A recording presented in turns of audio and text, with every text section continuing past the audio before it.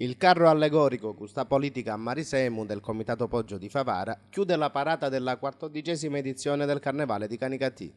Per l'occasione gli ideatori del carro, i fratelli Salvaggio, ci hanno invitato alla manifestazione carnascialesca dell'Uva Italia e noi, sabato, abbiamo visitato la cittadina. Ad accoglierci anche il sindaco Vincenzo Corbo. Quest'ultimo si è detto fiero della partecipazione di pubblico al Carnevale che, nonostante il periodo di crisi economica, si è svolto ugualmente.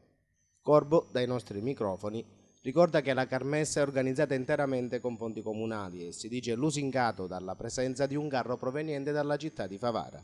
Un ringraziamento va alla comunità anche di Favara, perché abbiamo avuto anche l'onore di avere sul nostro territorio un carro allestito dal signor Salvaggio, per cui io ringrazio pubblicamente di essere venuti qua a Canicattì. Questa è la 14ª edizione e credo che già per Canicattì ormai è una tradizione che noi non possiamo fare finta di niente, e per cui dobbiamo andare avanti fino alla fine, anche perché noi spendiamo solo con fondi comunali, è giusto anche evidenziarlo, all'incirca 150.000 euro, non avendo contributi da nessun ente.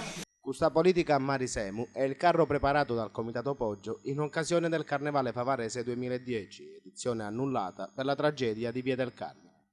L'anno scorso i fratelli Salvaggio avevano riproposto il lavoro, ma anche in questo caso un grave incidente stradale aveva fatto rinviare la sfilata al mese di maggio.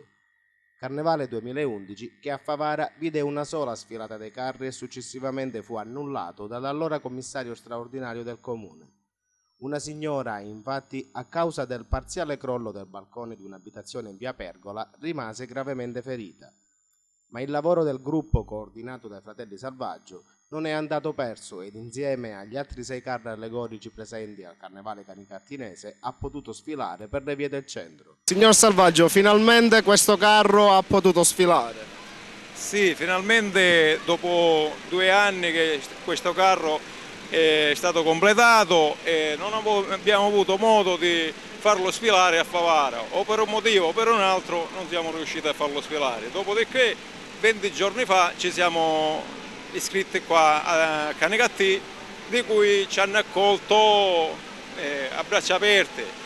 Addirittura quando siamo arrivati con il carro qua a Canicattì è venuto direttamente il sindaco Vincenzo Corbo e con l'assessore allo sport e spettacolo ci hanno dato il benvenuto.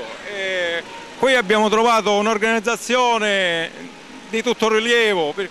A 10 km di Favara abbiamo trovato qualcosa di buono. Il Carnevale a Favara non si è potuto sfilare e spero di avere tanti concittadini qua. La manifestazione è giunta alla sua 14ª edizione. Attira un gran numero di visitatori provenienti da diversi centri. 3 giorni di suoni, danze e maschere non solo animano la città, ma smuovono l'economia del territorio. Alla sfilata partecipano anche le pasticcerie locali che in diversi momenti offrono dolci ai presenti. A rendere sicuro il Carnevale canicattinese, un'ordinanza sindacale che vieta la vendita di bevande alcoliche, di schiuma in bombolette spray e di martelli in plastica. A far rispettare il divieto, oltre 100 uomini delle forze dell'ordine del locale corpo di polizia locale. Martedì grasso, a chiudere il Carnevale canicattinese, sarà la musica del noto DJ Giorgio Prezioso a Largo Aosta.